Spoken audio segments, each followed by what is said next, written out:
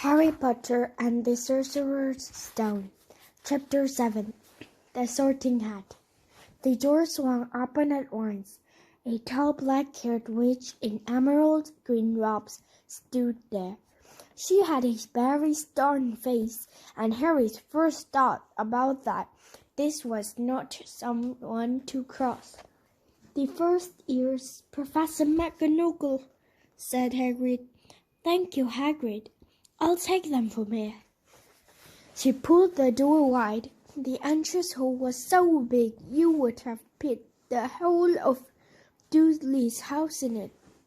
The stone walls were lit with flaming torches like the ones at Gringotts. The ceilings were too high to make out, and a magnificent marble staircase facing them led to upper floors.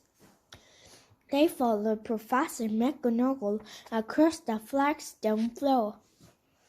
Harry could hear the drone of hundreds of boys from a doorway to the right. The rest of school must already be here, but Professor McGonagall showed the first year into a small empty chamber of the house. They crowded in, standing rather closer together than they usually have done, peering about nervously. "Welcome to Hogwarts," said Professor McGonagall. "The start of term market will begin shortly, but before you take your seat in the Great Hall, you'll be sorted in your house. The sorting is a very important ceremony because while you're here, your house will be something like your family within Hogwarts. You will have classes with the rest of your house, sleep in your house dormitory, and spend free time in your house common room. The 4 houses are called Gryffindor, Hufflepuff, Ravenclaw, and Slytherin. Each house has its own noble history, and each has produced outstanding witches and wizards. While you are at Hogwarts, your pupils will earn your house points, while any rules break will lose house points. At the end of the year, the house with the most points is awarded the House Cup. A great honor. I hope each of you will be a credit to whichever house becomes yours. The sorting ceremony will take place in a few minutes in front of the rest of the school. I suggest you all smarten yourself up as much as you can while you're waiting." Her eyes lingered for a moment on Neville's cloak, which had fastened under his feet in the air, and Ron's smudged nose. Harry nervously tried to flatten his hair. "I shall return when you are ready for you," said Professor McGonagall. "Please wait quickly." She left the chamber. Harry swallowed. "How exactly do they sort into house?" he asked Ron. "Some sort of test, I think. Fred says it's hard to lot, but I think he was just joking." Harry's heart gave a horrible jolt. A test in front of the whole school? But he didn't know any magic yet. What on earth would he have to do? He hadn't expected something like this the moment they arrived. He looked around anxiously and saw that everyone looked terrified too. No one was talking much except Hermione Granger, who was whispering very fast all about her spells she'd learned and wondering which one she needed. Harry tried not to listen to her. He'd never been more nervous, never, not saying that he'd somehow turned his teacher with blue. He kept his eyes fixed on the door. "Any second now," Professor McGonagall would come back and lead him to the dump. Then something happened that made him jump about a foot in the air. Several people behind him screamed. "What's that?" he gasped. So the people around him. About 20 ghosts had just streamed down through the hole.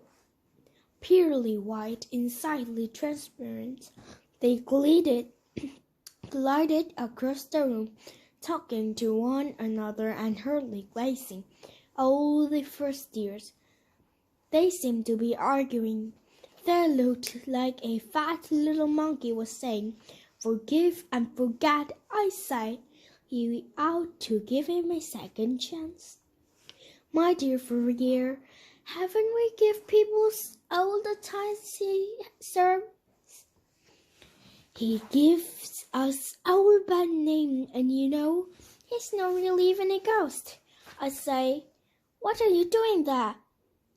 A ghost wearing a tight and suddenly noticing first years. Nobody answered. "New students," said the Fred Fourier, smiling around at them. "Suppose about to sort it, I suppose." A few people nodded mutely. "Hope to see you in Gryffindor," said the friar. "My old house, "Moving along now," said a sharp voice. "The sorting ceremony is about to start." Professor McGonagall had returned.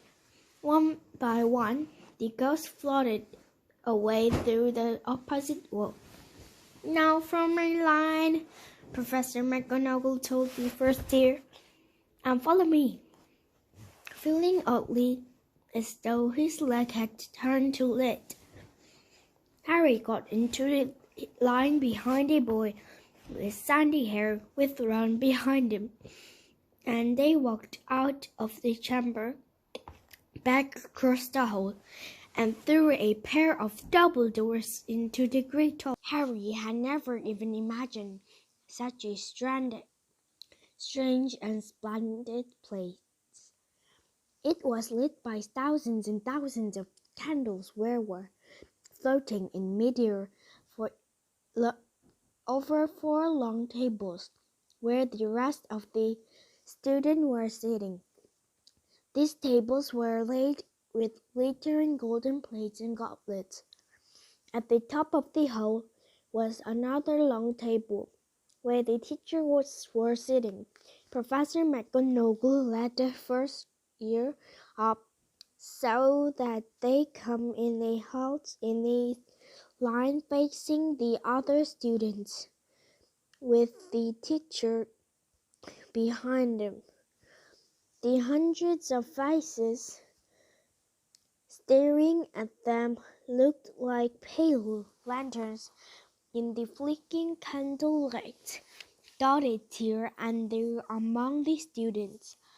The ghosts shone misty silver, mainly to avoid all the staring eyes. Harry looked up, wired, and saw a blazing black ceiling dotted with stars. He heard Hermione whisper, "It's bewitched to look like a sky outside I read about in Hogwarts history." It was hard to believe there was a ceiling there at all, and that the great hall didn't simply open onto the heavens. Harry quickly looked down again, and Professor McGonagall silently placed 4 large stools in the front of first years. On top of the stool, she put a pointed wizard hat that was patched and frilled and extremely dirty, and Petunia would have never let it in the house. Maybe they had to try to and get a rabbit out. Harry thought wildly.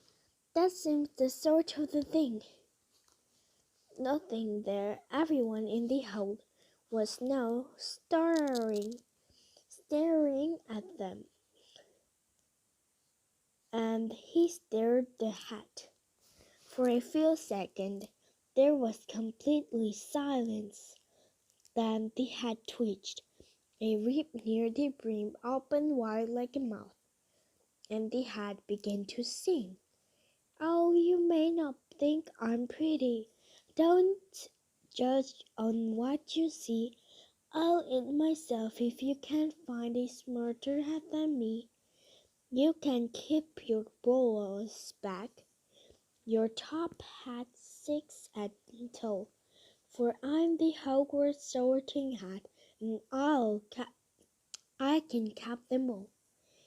There's nothing hidden in your head the sorting hat can see. So try me out and I'll tell you where you ought to be. You might belong in Gryffindor, where Duel, the brave at heart, the daring nerve, and chivalry set Gryffindor apart. You might belong in Hufflepuff, where they're just and royal. Those patient Hufflepuff are true and unfriend to toll.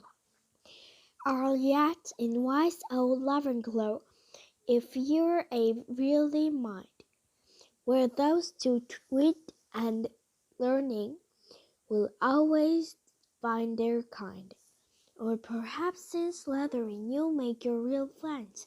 Those cunning folk use any means to achieve their ends. So put me on, don't be afraid, and don't get it a flat.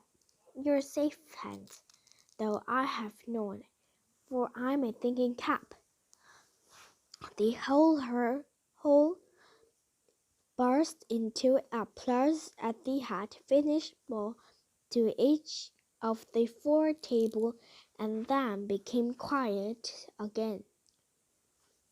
So we've just got to try on the hat, Ron whispered to Harry. I'll kill Fred. He was going on about wrestling a troll. Harry smiled weakly.